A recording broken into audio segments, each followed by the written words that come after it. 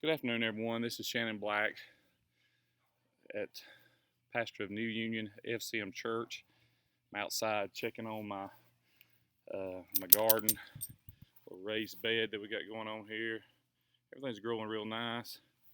There's one of my dogs and one of my other dogs over here. And well, there he is. Anyways, they're a mess.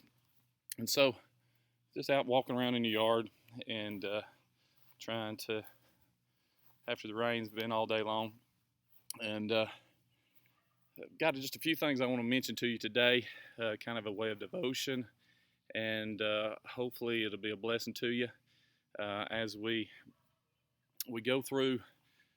Last week we were talking about Elijah, and we were talking about there's rain in the forecast, and so I was going to continue to talk about him today, and some things that kind of come to mind about him.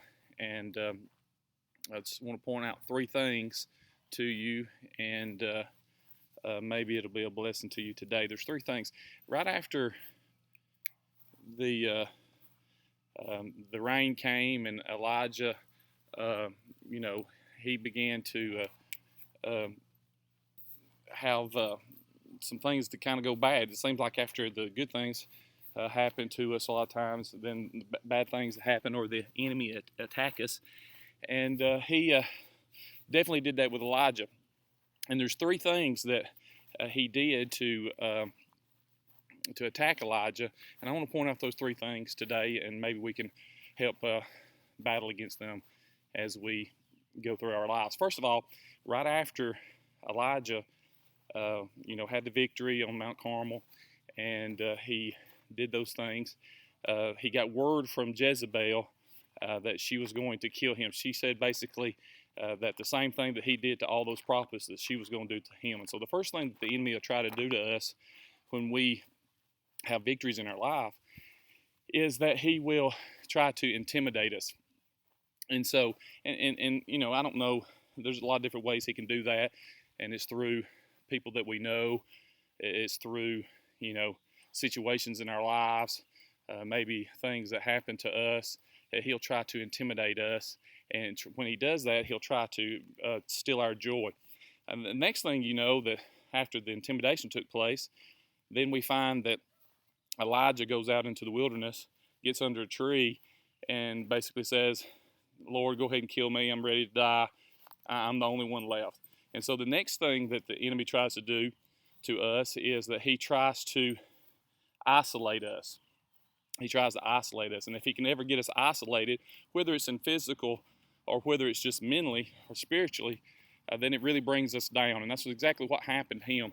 Of course, the Lord told him that, there were 7,000 over in the cave that had not bowed down to him, and try to encourage him that way.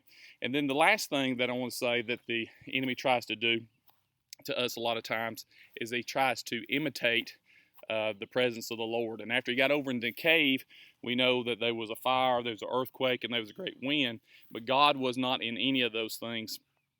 And so what the devil will try to do a lot of times is to bring things in our life to imitate the presence of God in our life.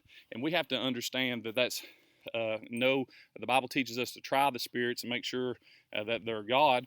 And when we do that, we can realize the thing. And we also know that the Lord revealed himself unto Elijah was with a still small voice. And so my point is this, is that when we have to be careful when things manifest themselves in our lives, if it doesn't bring that calming peace that God had promised us in his word, then we can also probably mark that down, that that's just something that the devil trying to imitate the things of God, and it's not what God has put in our lives. God brings peace. God brings joy.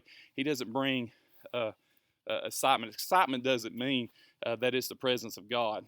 And so we need to make sure that we, when we look at those things, we need to weigh them with the Word of God, weigh them with the peace of God, and weigh them with the true presence of God. I hope this has been a help to you a little bit. Don't let the devil intimidate you. Don't let him isolate you. Make sure that you've got good friends, Christian friends around you, somebody that you can confide in, someone that you can get help from, and also make sure that you're seeking the true presence of God. I hope this has been a blessing to you today, and I hope that you have a blessed week, and we'll talk to you later. Bye-bye.